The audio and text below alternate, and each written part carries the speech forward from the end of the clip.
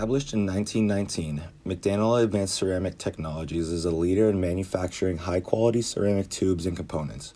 McDanel's primary product line includes components made from a variety of materials, including alumina, mullite, and zirconia. Since 2013, McDanel has experienced a 63% increase in sales.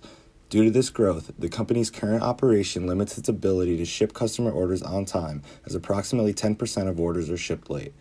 There are several contributing factors to McDanel's late deliveries and customer dissatisfaction. Inadequate flow, unnecessary movement of material, and poor use of indicators for material management result in longer product lead times. Our team focused on increasing the throughput of the current facility through the use of industrial engineering principles in order to meet their rising demand. The process flow for every ceramic product is shown here. Each piece must pass through this cycle before it can be distributed to the customer.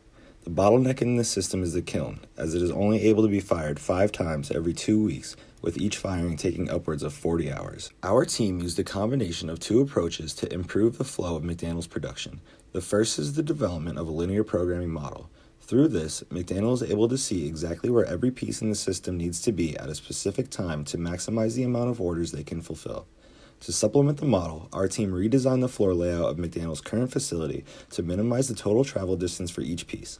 The new layout will reduce work in progress and result in direct labor cost savings by eliminating unnecessary travel throughout the facility. The combination of these 2 approaches will produce better scheduling techniques and faster cycle times. This is a snapshot of the linear programming concept. Each piece travels through the system in a linear fashion until it exits the final kiln. It is important to note how the pieces must travel to each station at a future time, however they do not need to travel together.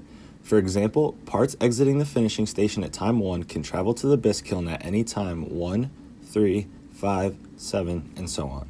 This gives way to multiple constraints that must be built into the model as we attempt to satisfy our objective function of maximizing the amount of pieces that travel through each kiln firing. We must account for the varying capacities and scrap rates of every station. Each station is limited to producing only as many pieces as it receives from the previous station, and every station may have work in progress from the previous day. Using all of this information, our team developed an Excel scheduling solver tool to show McDanel what orders they need to be producing at what times throughout the week to satisfy their demand. So let's see how it works. Because the kiln is the bottleneck at 5 firings every 2 weeks, the user must first choose if the kiln will be fired twice or 3 times in the first week, leaving week 2 with the remaining amount of firings. They can then enter the parts and quantities for each firing based on the priority of each order. Once the schedule has been set, the user selects the button to build the objective function.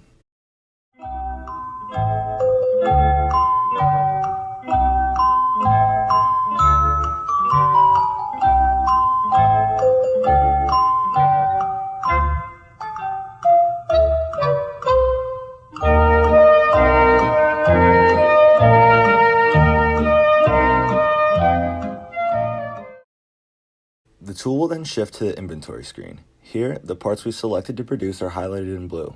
We can go through and enter the amount of pieces waiting and work in progress at each station.